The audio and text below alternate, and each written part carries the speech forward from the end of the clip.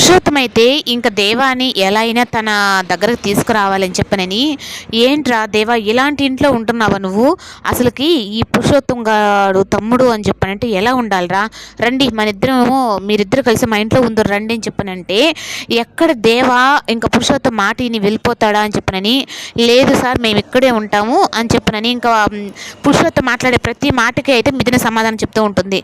ఇంకా మిథున అలా చెప్పింది అంటే దాంట్లో ఏదో ఒక న్యాయం ఉంటుంది అని చెప్పని ఇంకా దేవా కూడా అయితే నా భార్య ఇక్కడే ఉంటానంటుందన్న, అందుకని నేను ఇక్కడే ఉంటాను అని చెప్పని తనైతే అంటాడు. ఇంకా దేవా అలాగా చెప్పాడు అని చెప్పని సంతోషపడుతూ ఉంటుంది.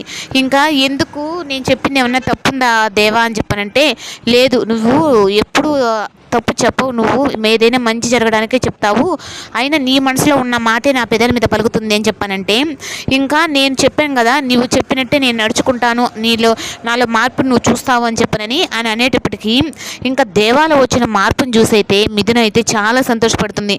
నేను దేనికోసమైతే ఇన్ని రోజులు నేను బాధలు పడ్డానో ఇప్పుడు దానికి నాకు ప్రతిఫలం వచ్చినంత సంతోషంగా ఉంది దేవా అని చెప్పనని అనుకుంటూ ఉంటుంది. నువ్వు నాకు చాలా బాధేస్తుంది మిథున, నిన్ను ఇట్లాంటి ఇంట్లో ఒక మహారాణిలా ఉంటే నేను కోట్ల మహారాణిగా ఉండడం కంటే నీ మనసులో నేను మహారాణిగా ఉండడమే నాకు ఇష్టం అని చెప్పని ఇంకా మిథున అలా చెప్పేటప్పటికి ఇంకా భార్యాభర్తల మీద ఇద్దరి మధ్య అయితే ప్రేమ అయితే బాగుంటుంది. ఇంకా మిథున దేవ ఇలా ఉన్నారని ఇంకా భాను అయితే మాత్రం